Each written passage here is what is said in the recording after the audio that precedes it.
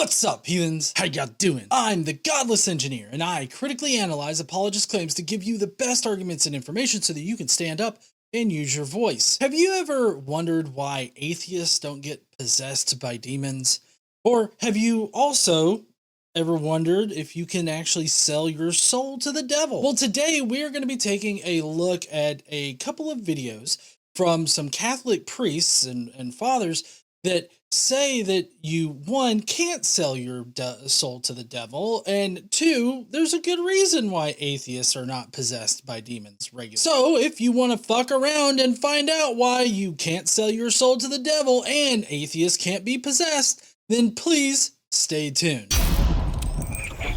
Now, this is like a 9-minute video, but I feel like a good portion of this is just going to be us listening and consuming the bullshit that's being said.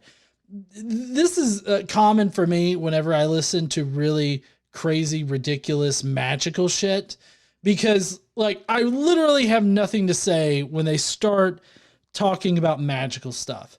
Because it's like, what can I say? This is magic, and magic isn't real. You know, we can't determine it. And it would be different if I had somebody here with me that was trying to convince me of these things. Josephus, he's already drunk, passed out in his bed, I'm sure. He got into my 4 roses. I heard him earlier. This is magical shit. Like, you can already see right here, selling your soul to the devil, breaking any ties with the devil. I don't know what I'm supposed to say about this because I don't believe in the devil, and I think that the devil is a magical concept, and so therefore the devil isn't real, and I don't believe in the soul. The soul is a magical concept and therefore isn't real.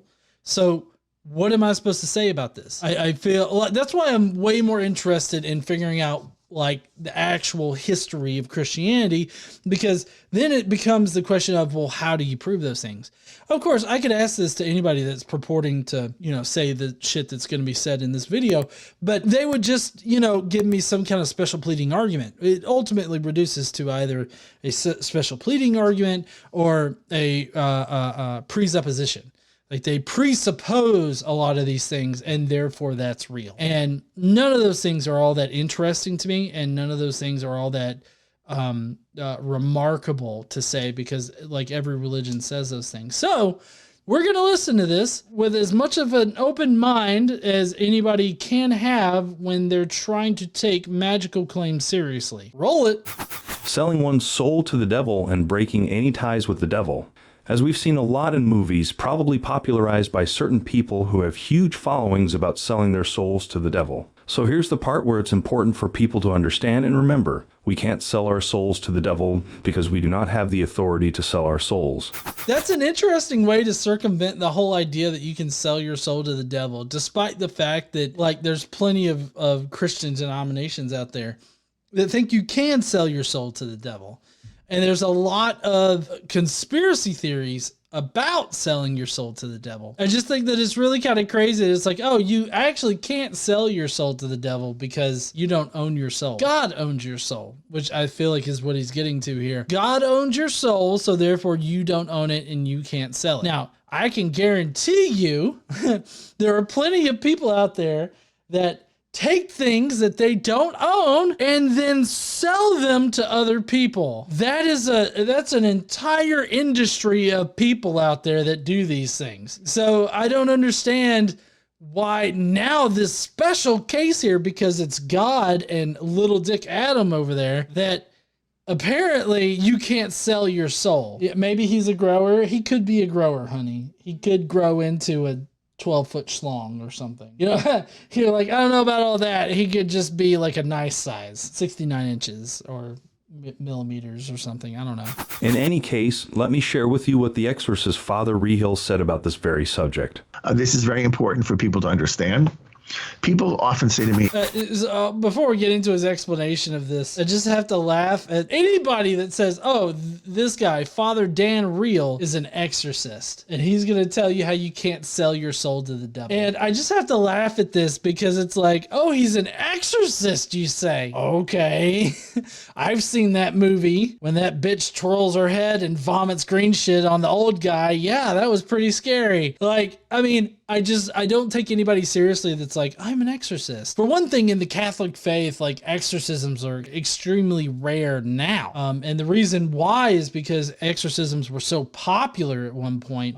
They got really dangerous, and exorcisms now are really dangerous because, you know, these people, like they tie people down and hold them there for long periods of time to the point where they could die of dehydration and all this other shit. And there's a lot of things that go on that cause deaths in these situations. And there's a lot of Lifetime movies explaining this that I feel like, and I know Lifetime movies, got it. It's a movie, right? It's going to be a little bit sensationalized, but typically there's a nugget of truth there that it's based on. Like, there really was a person that was treated for an exorcism and they died. Like, I'm talking like that kind of reality to it, not like the entire story, obviously. Yeah, I sold my soul to the devil.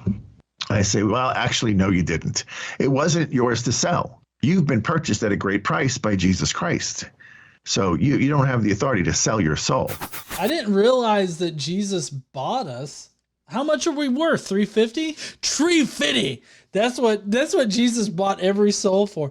Well, no, obviously he's talking about Jesus dying on the cross, saving us from our sins and everything like that, which I think is really ridiculous because basically you have God copy pasting himself on earth, and then, forcing himself into a situation where he gets killed, all so that he can change his own opinion about sin. You didn't have to go through all of that. All you had to do was change your opinion. Like, yeah, Jesus died on the cross. For the sake of argument here, let's say that a man named Jesus died on the cross and he thought he was dying for all of our sins or whatever. That has no relation to this sin concept in a practical way in reality. In the faith, obviously, like, they've constructed this narrative that makes sense. I'm not saying that the narrative is irrational or doesn't make sense within the narrative. I'm saying that in reality, in a practical way, sin doesn't make sense and Jesus' sacrifice doesn't make sense. None of the shit that Christianity purports is real or true or is an effect of Jesus' sacrifice makes any kind of fucking sense, because within the story, all God had to do was change his fucking mind about sin. But instead he's like, you know what? I want a BDSM weekend where I just go, I get the shit kicked out of me. I probably come one or more times, and then I just ascend back up into heaven. Like, that's what it sounds like to me. Like, God did this for his own needs, for his own wants. Like, this is what he wanted to happen. Not because it needed to happen, but because God decided that that's what he wanted to happen. And so it practically, it makes no sense. But you might think you did. And that can also get you in big trouble. But the truth is, you have free will. And so at any point, you can say, I end this relationship with Satan and his demons. I want nothing to do with them. I revoke any of my prior allegiances to them. I sever all ties to them. I renounce them. I want nothing to do with them. And then go pray the creed out loud. Invoke the creed and the power of God and say to Jesus, I want to serve you, your Father, and your Spirit alone. That's it. That's it.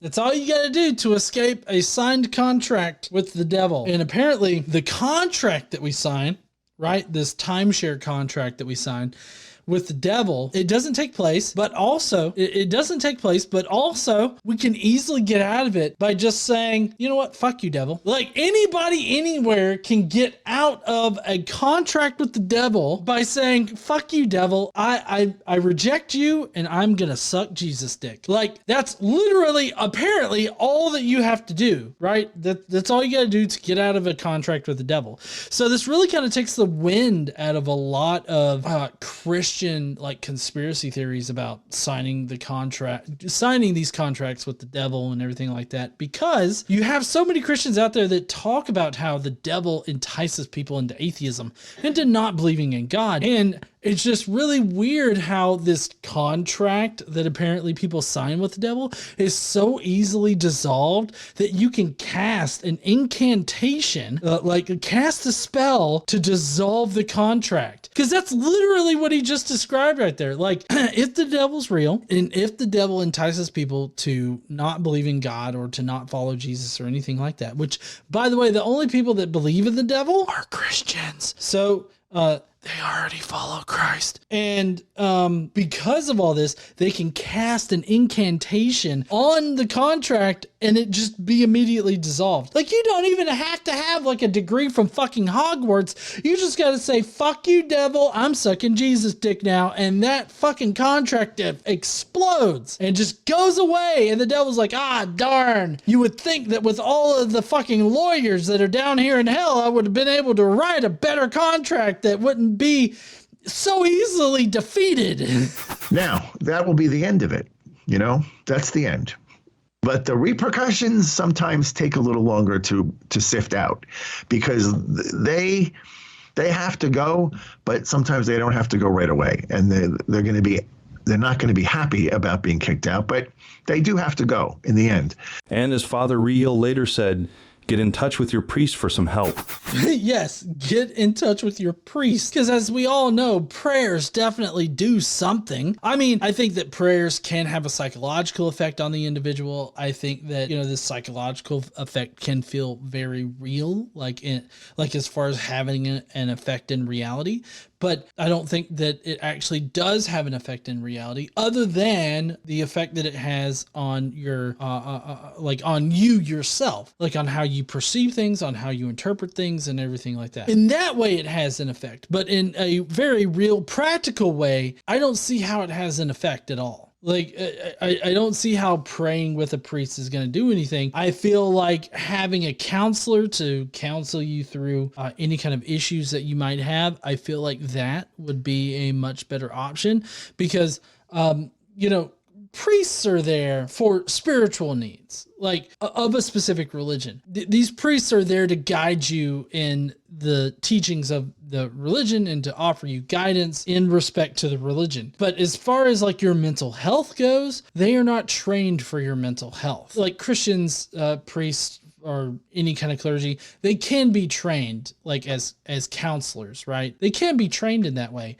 but that doesn't mean that your local priest is necessarily trained as a counselor. It takes a lot more training, a lot more experience in dealing with individual issues that characterize a counselor, like a master's degree or something like that. Like your priest can have a master's in divinity, but that's very different from a master's in like social work or whatever a counselor would get a master's degree in. Psychology, maybe. Like I could see a counselor having a master's degree in psychology or whatever. In any case, I find this entire thing to be quite hilarious because they haven't worked into the explanation. Like, yeah, you could sever the contract, but that doesn't mean the devil's not going to stop fucking with you. Obviously, if you cast this incantation and dissolve the contract, that doesn't prevent the devil from causing havoc in your life. And in that case, you would just have to wait for the dust to settle and everything will be fine. You don't need a priest or anybody like that unless you needed a reassurance that it was going to go away. In general, I don't see this as like a practical effect of the incantation. Like this magical spell that's cast to dissolve this contract, I feel like all of this is just made up. Some good prayers.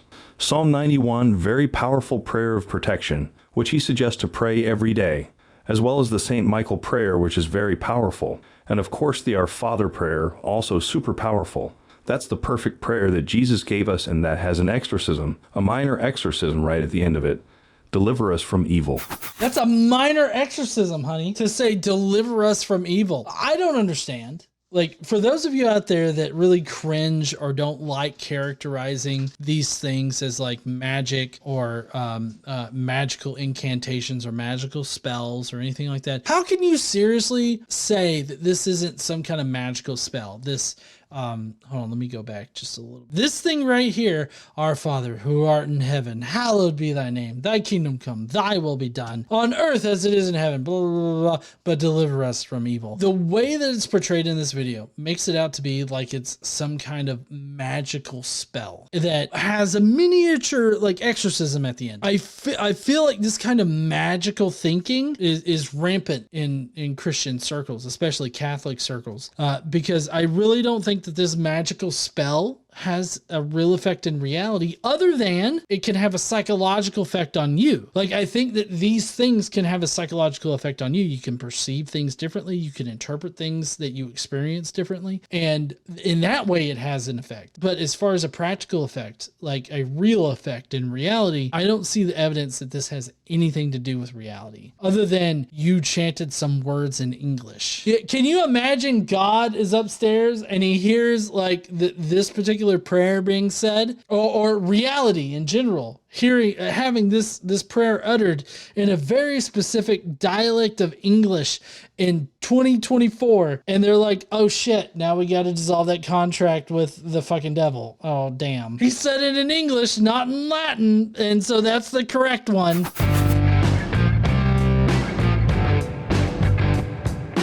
So that's my little edit there to introduce the next topic section, which is why atheists are immune to demonic possession. Now, normally what you would say is that, well, atheists don't believe in demons, they don't believe in the devil, and therefore because they don't believe in those things, and those things, as far as we can tell, aren't real, are not affected by those things. You're not going to find an atheist that is out there acting like they're possessed by a demon because they don't think demons exist, right? They're going to attribute it to something else. This priest right here, Father Vincent Lampert, which is what the FR means. I always thought that it meant friar for whatever fucking reason, but it means father. I don't know. My brain, I know, honey, I get it. You're looking at me like I'm crazy, but when I see FR dot and it's like, you know, it's a religious thing, I'm like, oh, that's a friar. No, it's a Father Vincent Lampert. But he's gonna be explaining why atheists are immune to demonic possession. You can stop praying now. You can stop praying. I said you could stop praying. And then Father Carmine reached over and took some holy water and blessed the person again. And then the demon manifested and goes, I told you to stop praying. Stop praying, stop praying. And then like he throws water on him is like, I said stop praying. That's the demon manifesting, getting aggravated because you're not stopping what I'm asking you to stop. I think that's so funny. You know, honey, we should probably watch that new Exorcist movie. I think that would be interesting. I would say that the demon has nothing to gain from that. If the person doesn't believe in the devil or evil spirits, then the devil would have them exactly where he wants them to be, in disbelief. So it would be the case, is the devil going to attack somebody that's really devout or unbelief? You could say that if the devil has already won somebody over, then there's really no reason to attack them. Okay, so basically the devil wants people to disbelieve in God. And so therefore, if you already disbelieve in God, then you're not going to be attacked by the devil. But I would think that if the devil would want other believers to, you know, believe that the devil has this kind of power and whatnot, I would think that they would want to attack an unbeliever. But I mean, maybe that would just make them believe in God harder. And if the goal of the devil is to get people to not believe in God, then that might be the case. Now, under a Christian understanding, I could see where they could possibly get this, that the devil wants you to not believe in God. And that's because in the Garden of Eden, you know, the devil or Satan or evil in general is represented by the snake. The snake wants Eve to disbelieve what God says. I think that you can make the nuanced argument of, well, evil in the Genesis 1 and 2 or wherever that occurs doesn't want Eve to disbelieve in God. He just doesn't want Eve to trust God or to do what God says. And so I feel like the wind is taken out of their sails a little bit. It seems like, as far as the Bible goes, maybe not in Catholic tradition or anything like that, or what's generally thought among believers, that the Satan wants you to disbelieve in God. It seems like Satan wants you to believe in God, but disobey God. And so I don't think that it's Satan that wants you to disbelieve in God. That just doesn't make sense. Satan I feel, as far as the Bible represents Satan, would want you to believe in God, but disobey him. Getting a religious or a non-religious person, attacking a non-religious person, I feel would have a profound effect on religious people. I feel like that could be a useful tool to get them to not trust God, especially if God's not going to do anything, right, to defeat Satan or to prevent Satan from attacking these people. And I feel like the explanation here that this father is giving is just a way to sort of retcon an answer for why atheists are never attacked by demons. Atheists aren't attacked by demons because demons aren't real. And we're not sitting here trying to bullshit people about demons being real. So we're obviously not gonna be all performative about a demon possession. The devil's going to really go after those he still stands to gain something from.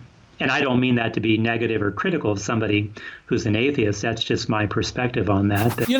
I feel like that's, I'm not trying to be bigoted or I'm not trying to be racist here, but that's just how I see it. And I feel like that's exactly what he did right there. It's like, I'm not trying to criticize atheists. I'm just saying the facts here. That if the person really doesn't believe, then the devil has nothing to gain from that person. Because if the devil were to scare them, then that fear might lead them into a relationship with God, and certainly the devil wouldn't want that. But it may.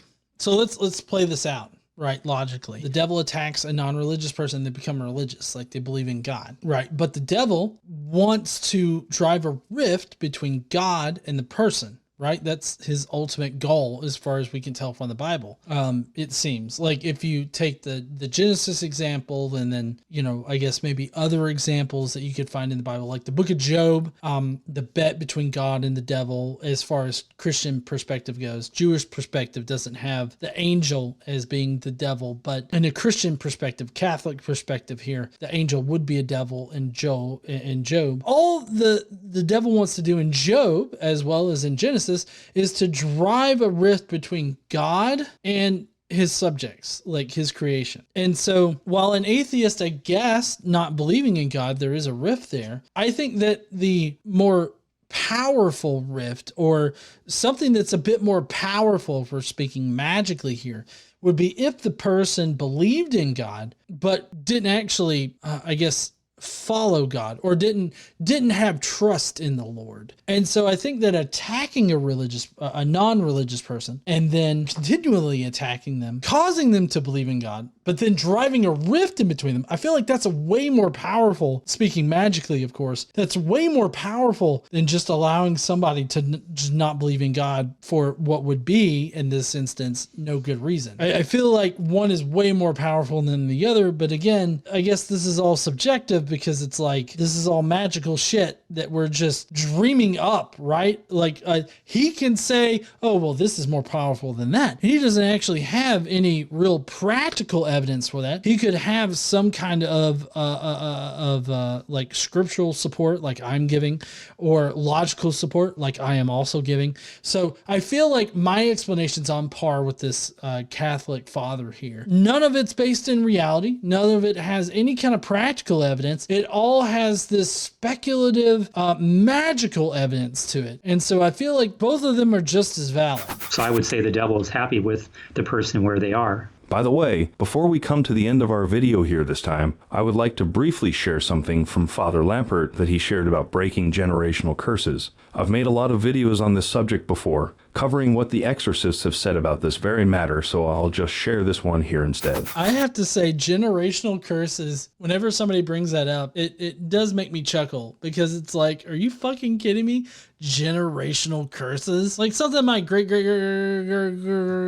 grandfather did, like he took a shit on somebody's porch and pissed him off. Let's say he took a shit on the porch of a church, to which the priest of the church came out and then vomited all over the floor because of the massive shit that he laid. Let's say that happened, and that is a generational curse on me. I have nothing to do with that. I don't even know who my 12 times great grandfather fucking was. Oh, fourth generation. So 1, my dad, grandfather, great grandfather. I only know one of those. And then, so it'd be great great grandfather, right? Oh, I'm the 4th generation. So it'd be my great grandfather. I only know one of those. He may have taken a shit on a church. I don't know.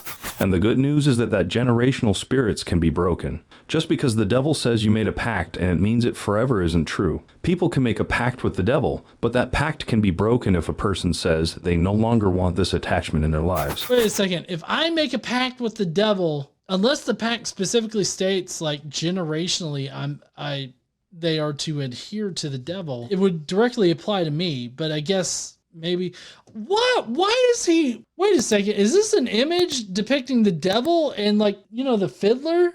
Like the devil went down to Georgia. Devil went down to Georgia. Something, a soul to steal. He was looking for a soul to steal, and some hillbilly with a fiddle like beat him in a fiddling race, and that was that. Like, is that what that's depicting? Because I feel like the devil didn't make out too well in this, considering he was beaten by a hillbilly with a fiddle.